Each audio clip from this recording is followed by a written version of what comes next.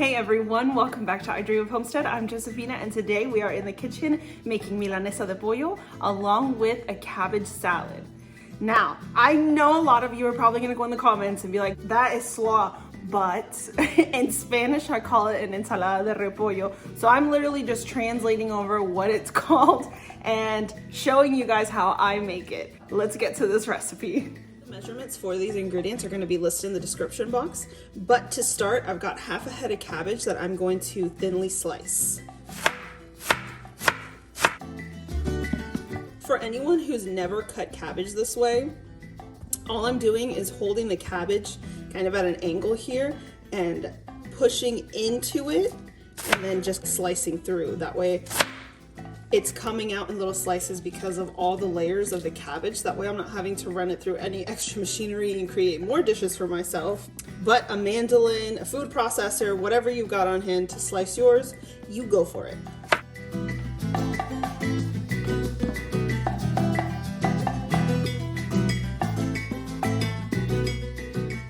And this is the size that I end up with. You can toss them into the bowl just like this, but I like to take chunks, like sections of it, and just cut it in half and toss it into the bowl.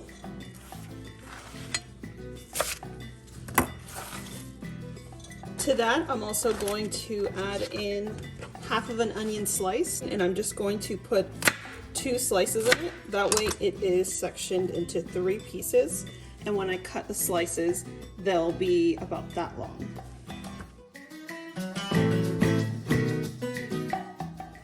And you want to cut these as thin as you possibly can.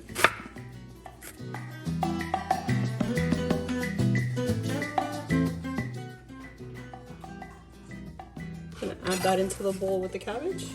And to that, I'm going to add 2 shredded carrots. Normally to this I would add garlic powder, but because I'm all out, I'm gonna add in 3 cloves of garlic, and I'm gonna use my mortar and pestle to grind that up so that I can get a paste out of it and mix it in as well as I possibly can. It's the reason why I usually go with garlic powder, because I can spread it out evenly throughout the salad and not have just some chunks here and there of it.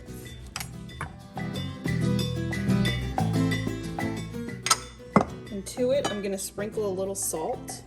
If you do it this way, just make sure to remember that you added salt to the garlic before you go in and add extra into your salad.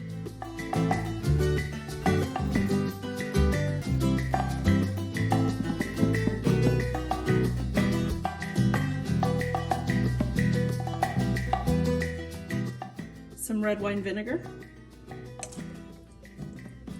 the juice of some limes. I usually do between 1 and 2. I don't have an exact number, simply because some limes have significantly more juice than others, and so I prefer to start with 1, mix up everything once I have all the ingredients put in there, and then taste it and see if I need more. Some avocado oil, oregano. And if you guys couldn't tell by now, oregano is clearly my favorite herb to use.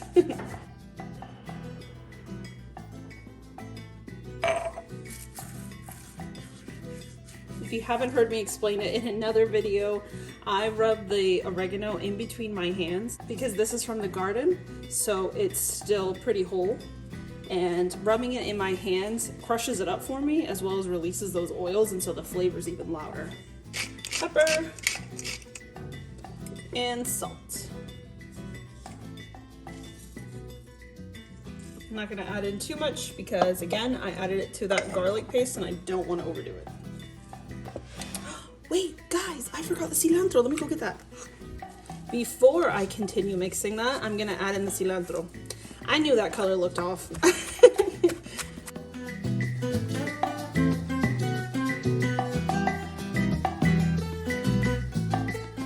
Now that I truly have all the ingredients in here, I'm gonna mix it.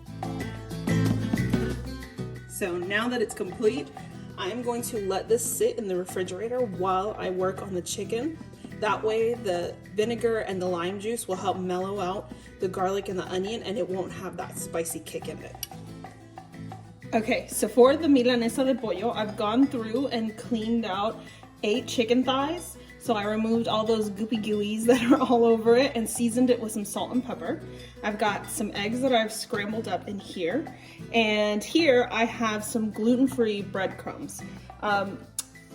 So I've told you guys before that I do gluten-free for my sensitivity. And since this is something that we're all eating together, my family does not mind one bit when I switch it over and do just gluten-free for them too.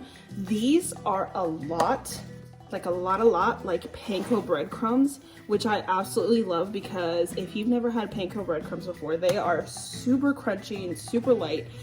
They are absolutely delicious, and these are so much like panko breadcrumbs. So to these breadcrumbs, I'm gonna add in some onion powder. And normally I would add some garlic powder, but like I said earlier, I don't have any.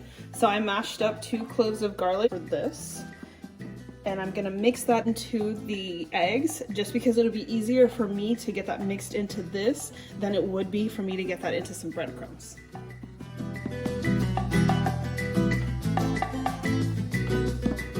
So for the rest of the seasoning for the breadcrumbs, I know you guys are gonna think that I'm getting real weird, but I swear to you guys, it is not. It's absolutely delicious, but I add in some tahini.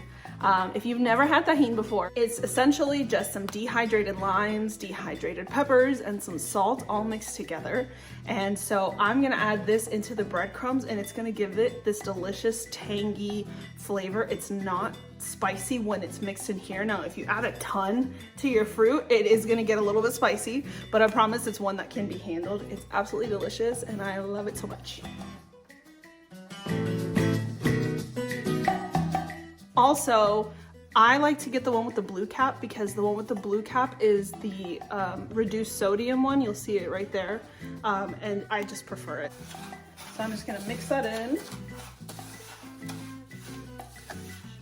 So to a pan, I've heated some avocado oil, and I'm not trying to give it a deep fry. This is just a pan fry. I'm gonna start with the egg mixture.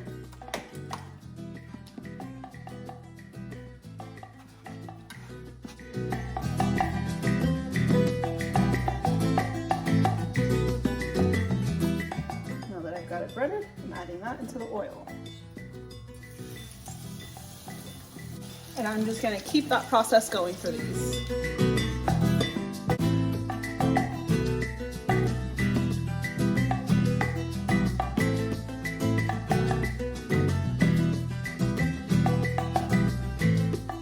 Now that these are nice and golden, I'm gonna let them cool down. Something I've learned with gluten-free breadcrumbs is that you don't want to let them lay flat while they're cooling because they do tend to get mushy. I tell myself all the time that I need to get a cooling rack, and I just have terrible memory, so I never end up getting it. One of these days I will. Just like one of these days I'll end up getting a garlic press. Whenever my memory decides to let me remember.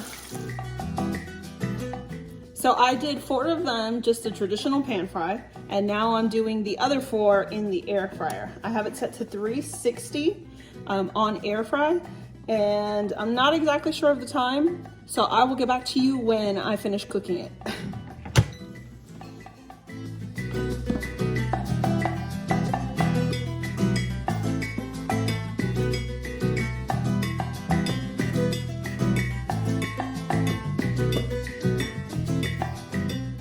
So this is the one that I cooked in the air fryer, and I had it in there at 360 for a total of 18 minutes. And let me let you guys hear this real quick.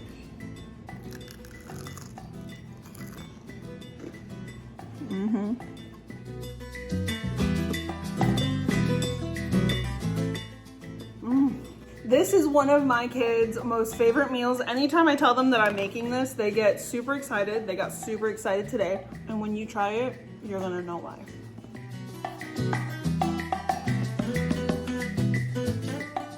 Anything pickled with something fried is such a good combination. So this tangy salad with this air fried chicken, So good. Well, that's it for today's video. I hope you guys enjoyed this super easy and super simple meal. If you did, please give it a thumbs up. And if you haven't already, I hope that you're willing to hit that subscribe button and stick around with me for a while on this journey to becoming a homesteader. I'll see you in the next one.